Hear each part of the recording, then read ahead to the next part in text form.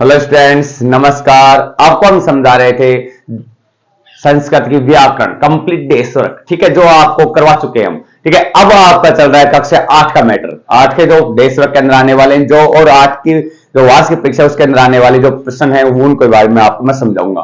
ठीक है, तो हम देखते हैं सबसे पहले 7 और 8 अंक का एक प्रश्न आता है। 7 और 8 अंक का एक प्रश्न आता है। अपनी पाठ्य पुस्तक में संस्कृत भाषा में कोई 2 श्लोक लिखिए। ठीक है, इस प्रकार से आता है। तो हम आपको पता है कि पेपर के अंदर क्या आने वाला है, कौन सा प्रश्न आएगा, कौन सा निबंध आएगा, कौन सा प्रार्थना पत्र आएगा, पता है? नहीं पता है ना, कोई प्रश्न का पता नहीं, पर मेरे को पता है क्या आएगा। संस्कृत में कोई 2 श्लोक आएंगे, फिक्स है। कोई 2 श्लोक आएंगे, अपनी मन मर्जी से करना है, ये फिक्स है। ये फिक्स होने के बावजूद भी हम याद ही नहीं करते हैं।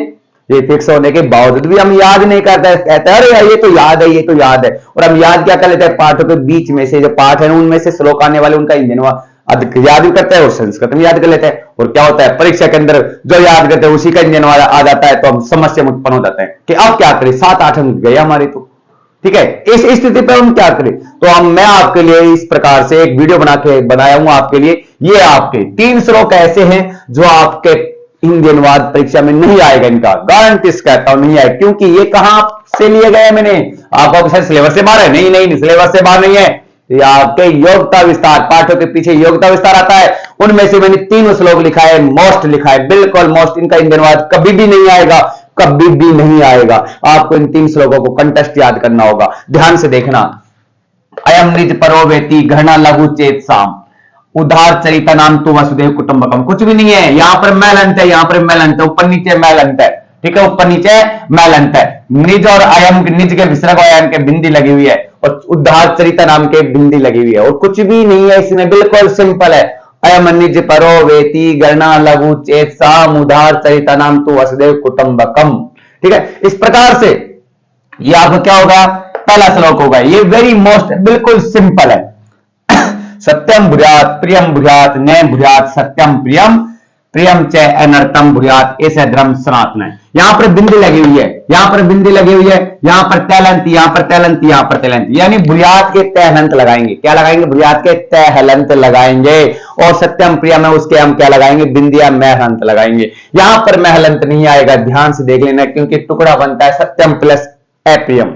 ठीक है, इसलिए बिंदी नहीं लगाएंगे, नहीं महलंत करेंगे, पूरा आएगा यहां पर। ठीक है, क्लियर? अच्छा, देखते हैं यहां पर देखो, धर्म और सनातन के क्या आ रहा है? विसर्ग आ रहा है। क्या आ रहा है? विसर्ग आ रहा है। तो कक्षा 8 वालों विद्वानों ध्यान से याद करना है, क्योंकि तुम कक्षा 8 के ज्यादा ही विद्वान हो गए हो। क्योंकि तुम सोचते हो ये तो मेरे याद है, ये तो मेरे याद है, याद के चक्कर में जब लिखाया जाता है तो हलंत हो गई, विसर्ग में गलती, बिंदी में गलती, कहते छोटी सी गलती पर नंबर कट जाते हैं हमारे संस्कृत में। यही तो कारण है, संस्कृत में छोटी सी छोटी गलतियों के नंबर काटे जाते हैं। अगर बिंदी विसर्ग नहीं लगाएंगे तो संस्कृत का नामो निशान मिट जाएगा। इसलिए हमें इनको याद करना है, अच्छी प्रकार से कंटेस्ट याद करना है।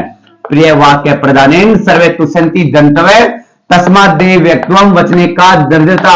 यहां पर विसर्ग आ रहा है, सिर्फ ओनली पहले के अंदर एक विसर्ग, संजंतों के अंदर एक शब्द के अंदर विसर्ग आ रहा है। तस्मात यहां पर आधा होता है, व्यक्तम यहां पर बिंदी लगी है, और किसी के कुछ भी नहीं आ रहा है, कुछ भी नहीं आ रहा है, सिर्फ 2 के जंतों और व्यक्तों के, जनता के विसर्ग और व्यक्तों के बिंदी आ रही है। बिल्कुल सिंपल है, आराम से याद करोगे तो कंटेस्ट याद होगा, ये गारंटी कहता हूं। इसको बार बार लिख करके अभ्यास करो, बार बार लिख करके क्या करो? अभ्यास करो, तो कंटेस्ट याद होगा, आपके कंटेस्ट याद होगा। जैसे गलत होता है उसके गोला लगाओ और फिर याद करो। इस प्रकार से याद करने से आपको जरूर याद होगा। इनका इंडियन वाद भी नहीं आएगा।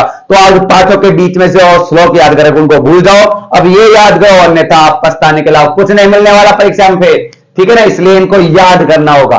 और इसके बाद में कक्षा 8 वालों के लिए ध्यान से सुनना, मैं देशवर्क में से जो मोस्ट है, पूरा पेपर किस प्रकार से आता है, किस प्रकार से करना होता है, वो करने का तरीका सब कुछ मैं आपको समझाऊंगा। ठीक है, कंप्लीट देशवर्क में आपको पूरी जो मोस्ट चीजें, वो सारी चीजें मैं आपको समझाऊंगा।